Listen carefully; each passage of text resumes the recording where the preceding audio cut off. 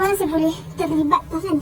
Dan macam aslinya macam mana saya boleh masuk ke dalam penjara itu adalah atas kesalahan saya memiliki dan mengedar dadah pada tahun 2011. Kemudian saya sudah didapati bersalah dan dijatuhkan hukuman lah, sehingga saya masuk ke penjara Kajang selama 2 tahun. Assalamualaikum. Apa khabar Sister L? Waalaikumsalam. Alhamdulillah sihat. Okay, hari ni kita nak dengar pengalaman Sister L. Bagaimana Sister L boleh mendapat hidayah tu? Boleh ceritakan sikit macam mana yang membawa Sister L datang ke Semenanjung tu? Saya Elinor. Jadi saya berasal daripada Sabah lah. Alhamdulillah saya sudah masuk Islam. Tahun ini merupakan tahun ke-10 lah saya sudah menjadi seorang Islam. Alhamdulillah sedikit. Saya masuk Islam di penjara wanita Kajang pada tahun 2012. Apa yang membawa Sister L daripada Sabah tu datang ke Semenanjung, dan amat mengejutkan lah bila kita dapat tahu yang Sister L bersyahadah di menerima hidayah tu di penjara. Macam mana rentetan perjalanan kisah syahadah Sister L ni? Okey, selepas saya habis SPM, jadi saya datang ke Semenanjung untuk menyambung pelajaran lah. Tetapi ya kan, bila saya sudah datang ke Semenanjung, mungkin saya pun kejutan budaya kan dengan keseronokan yang ada di Semenanjung ini. Jadi saya tidak habis belajar. Saya berhenti belajar pada pertengahan pengajian, dan kemudian saya mula bekerja lah di kawasan Kajang. Macam mana saya boleh terlibat kan? Dan macam aslinya macam mana saya boleh masuk ke dalam penjara itu adalah atas kesalahan saya memiliki dan mengedar dadah pada tahun 2011. Kemudian saya sudah didapati bersalah dan dijatuhkan hukuman lah, sehingga saya masuk ke penjara Kajang selama 2 tahun. Bila berada di situ tu, saya mula memikirkan tentang kehidupan lah. Yalah, bila kita ni manusia sebenarnya bila ada sesuatu perkara yang menghentam kita kan, dia akan membuatkan kita rasa mau berfikir lah. Jadi bila saya berada di dalam situ, saya mula berfikir tentang kehidupan saya sendiri. Sebenarnya apa yang saya mahu dalam hidup saya. Sebelum menjalani hukuman tu, kami diisolasi lah selama 2 minggu dan tidak buat apa-apa. Tunggu dalam sel, tunggu makanan dihantar sajalah. Jadi dalam masa itu, dengan keadaan bilik yang sangat kosong, saya mula berfikir macam mana saya menghabiskan 2 tahun, selama 2 tahun saya berada di sini. Itu mungkin detik permulaan lah yang saya mula berfikir tentang kehidupan. Kemudian selepas itu dipindahkan sel, dan bila sudah dipindahkan sel, saya mula berfikir lebih banyak tentang kehidupan.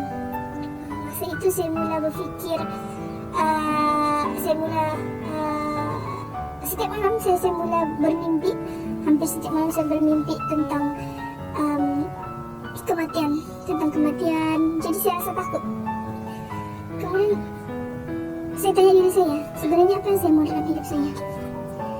Setiap malam selama 2 minggu perkara itu berlanjutan, saya akan bangun dan kemudian saya mula berdoa. Tapi waktu ketika itu saya sudah lepaskanlah kepercayaan saya dengan agama saya yang dulu. Saya mula melepaskan kepercayaan saya terhadap agama saya yang dulu. Kemudian tapi saya percaya ada satu kuasa, Tuhan. Tapi saya tidak tahu Tuhan itu siapa. Jadi saya akan duduk dan menghadap dinding yang putih. Saya berdoa dan meminta kepada Tuhan itu, yang saya tidak tahu Tuhan itu siapa pun. Saya meminta kepada dia, ya Tuhan, sebenarnya apa yang patut saya buat dengan hidup saya? Saya tidak tahu apa yang terbaik. Saya tahu saya buat salah, tapi saya tidak tahu macam mana saya menjadi orang yang lebih baik. Agama saya percaya kepada syurga dan neraka, tapi adakah agama ini yang saya pegang sekarang ini membimbing saya kepada syurga? Setiap malam saya bangun, dia macam automatik lah di malam yang hening kan. Saya pun tidak pastilah jam berapa. Saya akan berdoa lah. Sampai satu ketika, ada masa tu kita akan tukar blok. Bila tukar blok tu akan diinterview oleh puan lah. Bila puan itu interview, saya pun tidak tahu macam mana. Mungkin sudah ditakdir lah kan. macam mana saya boleh menceritakan. Saya sebenarnya sebelum saya masuk ke penjara wanita kandung itu, saya pernah disyahadakan. Tapi syahadat tu dia macam tidak berlaku dengan seperti yang saya inginkan. Dan saya tidak masuk, saya belum tidak sahlah pengislaman itu. Jadi bila puan tu dengar, dia macam tertarik dengan kisah saya itulah. So dia pun maklumkan saya akan letakkan kamu di bawah bimbingan ustazah yang ada di bahagian agama. Jadi setelah kami pindah blok, bila masuk ke blok seterusnya, sebenarnya dia ada dua bahagian lah. Satu halakoh dan satu lagi TC ni therapeutic care untuk pemulihan dadah. So saya masuk di TC itulah.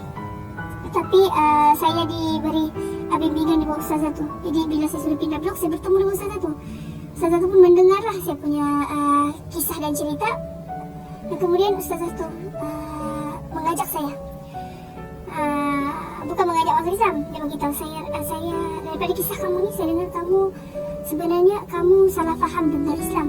Mahukah kamu dapatkan maklumat yang betul tentang Islam daripada orang yang betul? So saya pun bersetujulah.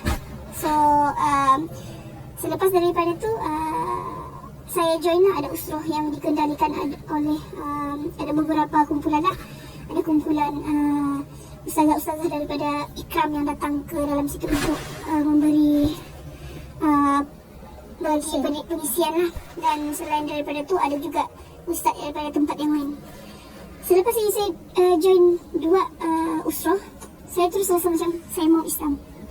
Saya mau Islam dan kemudian saya terus syahadah lah di dalam situ. Alhamdulillah. Daripada kadang-kadang bila seseorang insan tu berada di tahap paling bawah, waktu itulah dia mencari-cari Tuhan kan.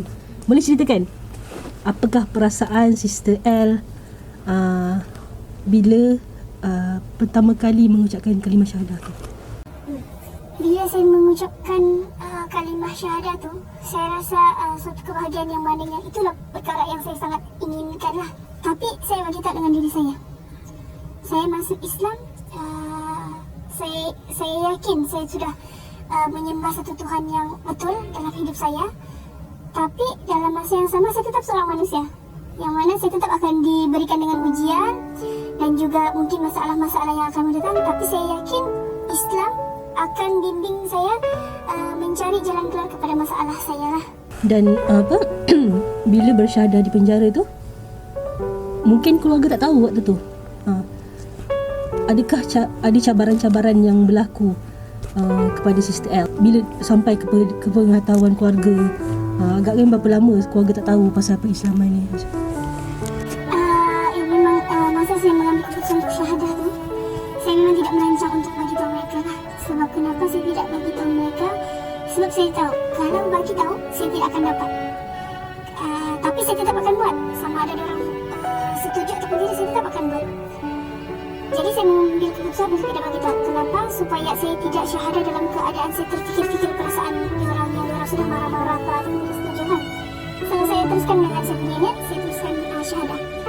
Dan kemudian selepas daripada 5 bulan, saya terpaksa bagi tahu lah. Sebab masa tu saya dapat perol. Perol ni maksudnya hukuman kita dikurangkan di dalam, kita akan sambung di luar lah. So saya dapat perol ni lah. Jadi saya rasa macam bila dapat perol ni kita kena duduk dengan keluarga kan. So saya rasa saya kena bagi tahu dengan dia. Macam saya mau bagi tahu? Sebenarnya kita boleh call lah. Misalnya di dalam tu kita boleh call family. Tapi saya rasa call tu bukan satu option yang bagus. Sebab saya ni memang seorang yang transparan je. So saya tidak memilih untuk call lah untuk bagi tahu. Tapi di dalam tu kita boleh tulis surat. So saya ambil keputusan untuk menulis surat. Dalam surat tu saya nyatakan lah. Saya nyatakan kenapa saya masuk Islam dan semua lah. So saya mengakuan dalam tu. Saya pun hubung mak saya lah. Mak saya waktu tu dia okey saja. Dia macam tidak ada apa-apa lagi. Kita macam dia orang sudah dapat ke belum kan surat kita ni. Selepas saya tanya mak saya, Mak, kamu sudah dapat surat saya? Lepas tu mak saya diam. Dia pun diam. Kemudian suara dia berubah. So dia pun tanya lah, kenapa kamu buat macam tu? Selepas tu saya bagi tahu lah, saya minta maaf sebab saya yakin biarpun mama yang lahirkan saya, bapa adalah bapa saya, tapi akhirnya kita akan bertanggung jawab ke atas diri kita sendiri. So saya buat keputusan itu, dan ini tidak ada pengaruh sesiapa, tidak ada paksaan daripada tempat ini, dan semuanya adalah daripada diri saya. So mak saya pun kecewa lah. Dia pun berlakulah sedikit marah-marah kan. Lepas tu dia pun sedih jugalah. Daripada kecil saya bagi kamu didikan yang macam ni, kamu percaya yang ini, bila sudah besar dia seolah-olah kita membelakangkan keluarga. Saya beritahu dengan mak saya, mak, yang tadi tu, yang tinggi suara tu, yang kurang ajar tu adalah diri saya. Islam tidak ajar saya macam ni. Islam, selepas saya masuk Islam, saya wajib taat dengan kamu, hormat kamu. Selepas semua saya pun bertadang lah. Kemudian saya tanya mama saya lagi, mak, kalau saya balik nanti mama halau kah? Setelah mama pun beritahu lah, tidak akan halau lah, tapi kuali tidak mau ganti. Kemudian selepas saya bebas, saya pun balik ke Sabah. Mula-mula tu masih lagi lah ada cabaran-cabaran. Yang ada cabarannya tu, family mau tahu kan betul kan anak saya ini masuk Islam. So turun saja daripada kapal, terus terang bawa pergi makan di kedai makan Cina. Jadi kita pun bertenang saja lah kan, duduk. Lepas tu bapak pun serulah order lah. Terus saya tidak boleh makan sini sudah, saya sudah Islam. Selepas tu bapak pun memang berubah lah, dia punya raut wajah pun berubah. Kemudian saya pun saya nampak saya sedih lah, sebab bapak yang kita rapatkan tiba-tiba dia macam dia terasa hati macam tu. Saya order juga lah minuman tin. Itu antara cabaran yang pertama yang saya rasa sangat sedih lah. Hampir-hampir juga kita tidak kuatkan sebab kita rindu diorang. Kita bertahun tidak balik, tiba-tiba balik dalam keadaan kita sudah Islam, sesuatu yang kita mahu, tapi keluarga kita tidak mahu. Bila sampai di rumah waktu tu belum ada ilmu lah, belum ada ilmu kan tentang Islam. So hari pertamanya mama masakan nasi goreng yang kita tahu lah dia tidak akan mengembalikan, makan lah. Tapi selepas tu risau sudah, macam mana saya punya makan. Tapi dalam masa yang sama masih mencari jalan, macam mana saya mau menang balik hati family. Dalam masa yang sama saya masih mau menjalankan saya punya agama. Rupanya mama ni kan, bila kita hormat orang juga lah, tapi saya kekal dengan macam saya risau pasal makanan kan. Masa balik tu sebenarnya saya agak besar. Jadi selepas daripada 1 bulan tu berat badan susut. Mama kita risau. Lepas tu dia sendiri bagi tahu, kamu bolehlah balik kamu sendiri. Jadi daripada situ saya tahu lah, sebenarnya benda ini perlukan kesabaran sih daripada kita. Macam mana Sister L boleh mengenali Hidayah Center, dan apakah yang Sister L perolehilah daripada santunan Hidayah Center dengan sebagai seorang sosok mu'alaf yang disantuni kan? Apakah macam mana Sister L boleh mengenali Hidayah Center, sejauh mana kenal? Okey, sebenarnya selepas daripada saya bebas daripada penjara, seorang ustazah yang saya panggil Umi, dia daripada Ikram. Sebelum itu dia biasa masuk ke dalam penjara lah untuk bagi santunan. Bila saya sudah bebas, saya masih berhubung dengan dia. Kemudian dia bagi tahulah di Sabah sebenarnya ada pusat sokongan untuk saudara baru. So dia bagi tahulah ada Hidayah Center. Jadi syukur alhamdulillah juga di kawasan yang saya tinggal tu, saya mencari-cari kelas dan saya jumpa Hidayah Center. Memang ada di kawasan tu lah, sebab masa tu Hidayah Center ada di beberapa kawasan di Sabah.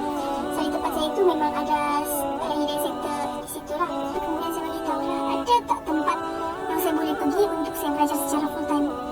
Dan kemudian Hidayah Center telah mengajak saya lah untuk pergi belajar ke beberapa pusat pengajian untuk mu'alaf di Semenanjung. Mula-mula tu sebenarnya belajar niatnya tu untuk diri sendiri saja. Kita niat untuk belajar untuk diri sendiri saja. Tapi alhamdulillah rasa jatuh cinta, rasa puas pula bila kita tahu pasal Islam kan. Rasa macam Islam ni sangat indah, sangat menarik. Kita rasa macam keyakinan kita itu bertambah tinggi. Dan bila kita rasa macam benda itu seronok dan betul kan, kita rasa Islam ni bukanlah sebuah agama yang tipu. Dia memang untuk setiap manusia yang terbaik lah. Kenapa pula saya mau simpan sesuatu yang baik untuk diri saya saja? Di situ timbullah pula rasa untuk mau berdakwah, mau menyampaikan Islam, mau berkongsi Islam itu untuk orang lain.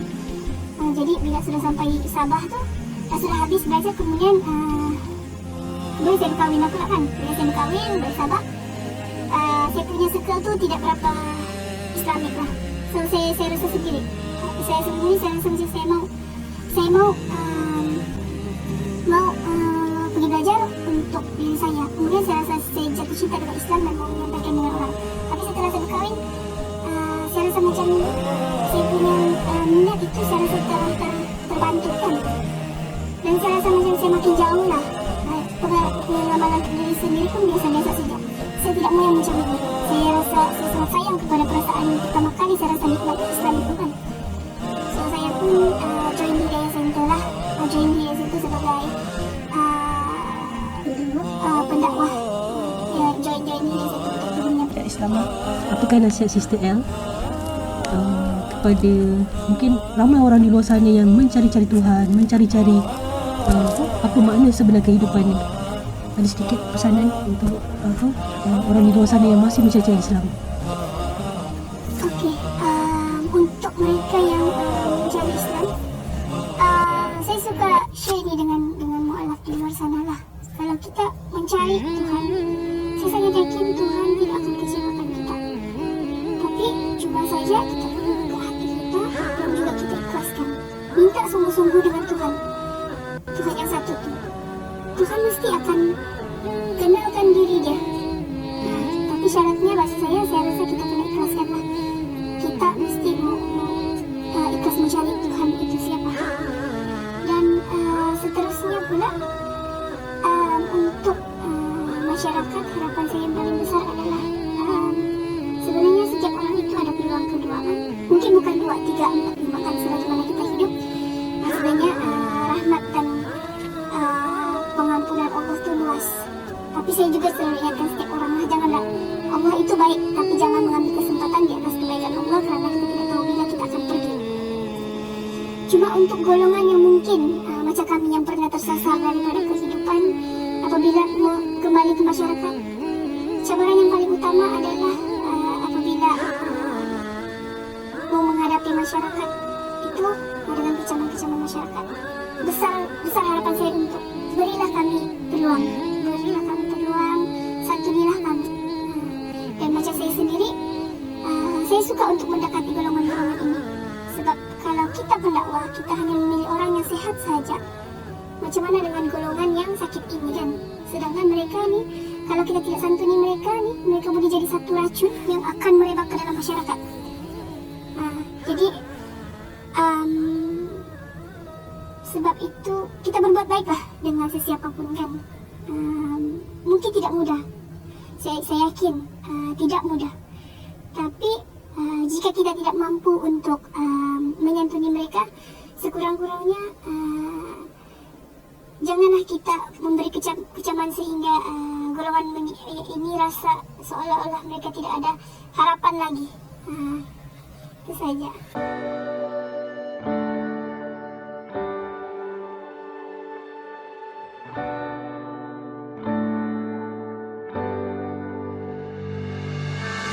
Wow, 遇到了正确的路。 Saya sudah jumpa jalan yang betul.